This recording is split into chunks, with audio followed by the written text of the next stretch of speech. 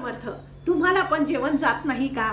जेवणाची भरपूर इच्छा आहे, जेवणाच्या ताटावर बसलेले आहात आणि तुम्हाला जेवायला जात नाही, म्हणजे कुणाची तरी दुष्ट लागलेली आहे. तुम्ही कुठंतरी गेला आणि त्या ठिकाणी सहज कुणीतरी म्हणून गेलं, बापरे ही किती खाते, हा किती खातो, घरी तर खात नाही, असं म्हटलं तरी सुद्धा आपल्याला घास बसतो, म्हणजे जेवण जात नाही. त्यांच्यासाठी उपाय आहे.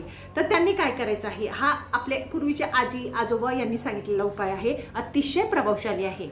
तर ज्यांना जेवण जात नाही, जेव्हा असं वाटतं पण जेवण जात नाही, त्यांनी काय करायचं आहे, जेवताना म्हणजे ज्या वेळेस आपण जेवायला बसतो त्यावेळेस त्या ताटातला एक घास घ्यायचा. आपली आई असेल किंवा आजी असेल तिला सांगायचं, एक घास घ्यायचा, त्याच्यातला उलटा आपल्या अंगावरून 7 वेळेस उतरवायचा आणि दक्षिण दिशेकडे टाकून द्यायचा. हा पहिला झाला.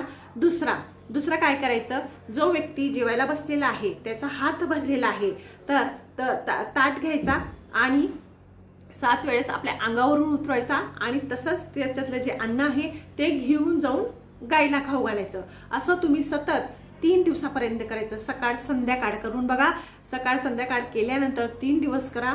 तुम्हाला कितीही कोणाची दृष्ट लागलेली असेल, घास बसलेला असेल, अन्न जात नसेल किंवा तुमच्या अंगाला लागत नसेल तर संपूर्ण नष्ट होईल. पूर्णपणे बाधा निघून जाणार. करून बघा, अनुभव घेऊन बघा. खूप सुंदर असा अनुभव येईल आणि संपूर्ण दृष्ट निघून जाणार. माझं चॅनल आवडत असेल लाईक करा, सबस्क्राईब करा. श्री स्वामी समर्थ.